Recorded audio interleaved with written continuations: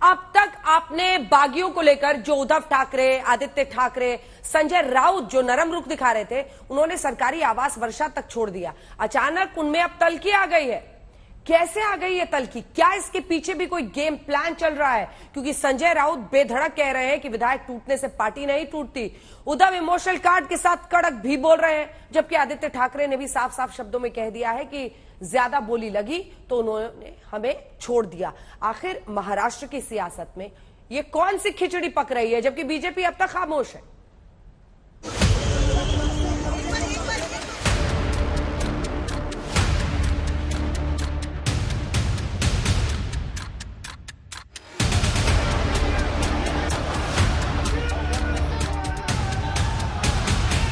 आता मी काही टिश्यू लावते, काही रडत बिडत नाहीये. मला कोविडमुळे जरा डोळ्यातून थोडं पाणी तर नाक कधीतरी गळते. शिवसेना के विधायकों को तोड़कर एकनाथ शिंदे गुवाहाटी के होटल में बैठे हैं और हिम्मत संजय राउत दिखा रहे हैं। देखो, सरकार बचेगी जब ये विधायक मुंबई में आ जाएंगे, हमारे सामने आ जाएंगे, फ्लोर ऑफ द हाउस पर आ जाएंगे, तब नजारा आप देख लीजिए।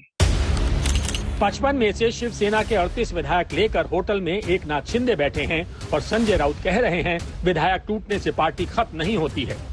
देखिए, हमारे पास अब 55 विधायक विधानसभा में है। उसमें से मैं मानता हूं सभी विधायक चले गए, जाने दो।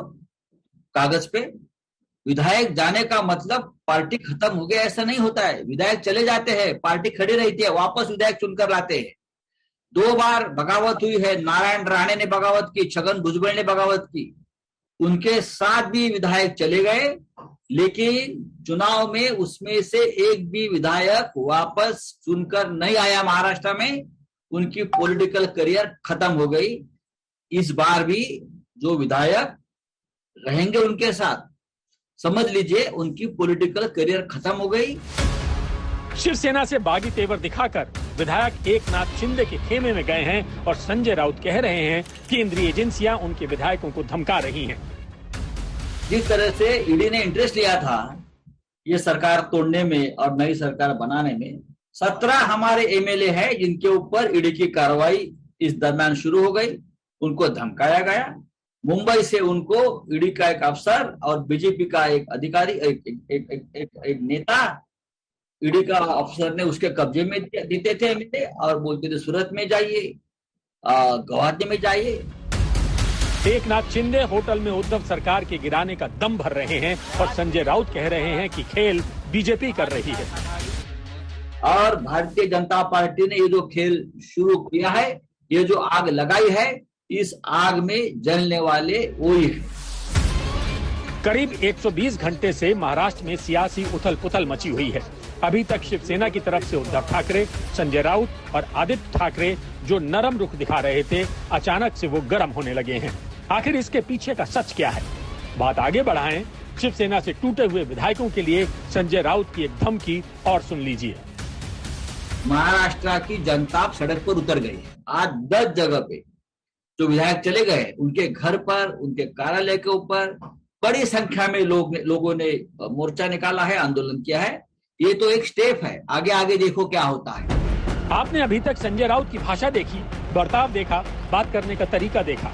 यकीनन ये संजय राउत चाहते होंगे कि उनका ये मैसेज शिवसेना के उन सभी विधायकों तक पहुंच जाए जो बागी होकर एकनाथ शिंदे के साथ गुवाहाटी के होटल में जाकर बंद हो गए हैं।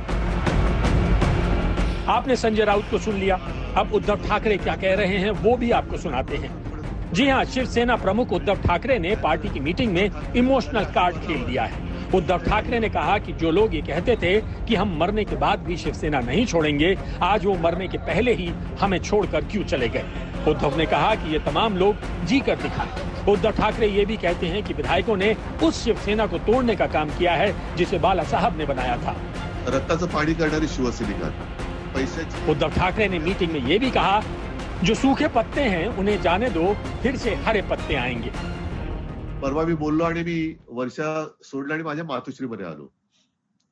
काही जणांचे मला फोन आले, आजही येत आहेत की उद्धवजी तुम्ही वर्षा सोडायला नाही पाहिजे होतं. म्हटलं का? नाही, लोकांना असं वाटतं तुम्ही जिद्द सोडली. म्हटलं मी जिद्द सोडणाऱ्यातला नाहीये, मी मोह सोडला पण जिद्द नाही सोडणार मी कधी, कदापि जिद्द नाही सोडणार. आणि ज्या गोष्टी आपल्या नाहीतच त्या सोडायचा मोह हा असू नये का? एकनाथ शिंदे पर अभी तक चुप रहने वाले आदित्य ठाकरे भी बोल रहे हैं। जी हां, आदित्य ठाकरे ने भी एकनाथ शिंदे पर निशाना साधा है। उन्होंने कहा कि सत्ता आती जाती रहती है, हमें सत्ता का लालच नहीं है, हमें किसी बाहरी ने नहीं बल्कि परिवार के सदस्य ने धोखा दिया है। ज्यादा बोली लगी तो उन्होंने हमें छोड़ दिया।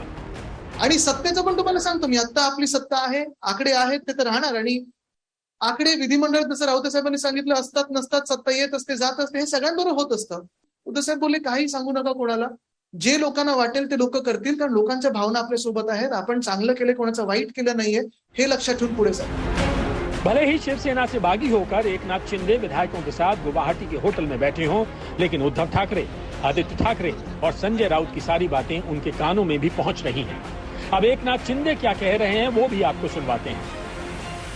कल 12 डिस्क्वालिफिकेशन के पिटिशंस फाइल किए गए हैं शिवसेना की तरफ से। इन पिटिशंस को देखते हुए आपका आगे का रवैया क्या रहेगा? माइनॉरिटी में जो लोग हैं उसको कार्रवाई करने का, डिस्क्वालिफिकेशन करने का अधिकार ही नहीं है, और मीटिंग अटेंड करने के लिए नहीं किया, इसके लिए डिस्क्वालिफिकेशन नोटिस देने का कोई अधिकार नहीं। ये सिर्फ डराने की बात है, ये डराने की चेष्टा है, और इसलिए ये शिवसेना के जितने हमारे पास एमएलए है, निर्दलीय है, उन्होंने कहा है कि ऐसी एक नोटिस नहीं 10 नोटिस आएंगे तो भी हम लोग डरने वाले नहीं, क्योंकि आप कार्रवाई करने का अधिकार ही नहीं है। महाराष्ट्र में सियासी घमासान तगड़ा छड़ा है और इस घमासान में बीजेपी खामोश है, लेकिन हर कोई बीजेपी की खामोशी की वजह जानना चाहता है, क्योंकि एकनाथ शिंदे का बागी होना और शिवसेना के विधायकों को तोड़ना आखिर ये किसकी स्क्रिप्ट का हिस्सा है? आज तक ब्यूरो।